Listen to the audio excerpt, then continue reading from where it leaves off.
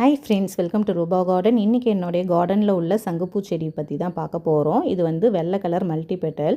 இந்த செடியோட விதைகள் வந்து 2 வருஷத்துக்கு முன்னாடி நான் வாங்கி 15x15 க்ரோ பேக்கில் டேரெக்டாகவே வந்து போட்டிருந்தேன். ஒரு 3 விதைகள் மாதிரி போட்டிருந்தேன். 3மே நல்லா வந்து க்ரோத் கொடுத்தது.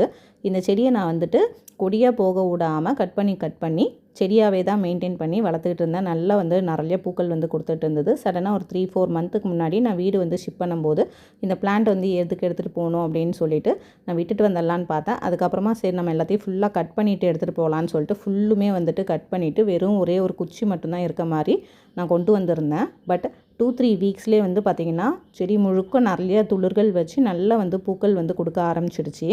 அது மட்டும் இல்லாமல் நான் கட் பண்ண தண்டுகள்லாம் வந்துட்டு 1-2 வந்துட்டு இந்த தொட்டிலே அப்படியே சொருவி விட்டுருந்தேன். அதுலேயும் வந்து பார்த்திங்கன்னா புது துளிர்கள்லாம் வர ஆரம்பிச்சிருச்சு. சங்குப்பூ வந்து விதைகள் மூலம் மட்டும் இல்லாமல் கட்டிங் மூலமாகவும் ஈஸியாக வளர்க்கலாம். நீங்கள் இது வரைக்கும் ட்ரை பண்ணலன்னா ட்ரை பண்ணி பாருங்கள்.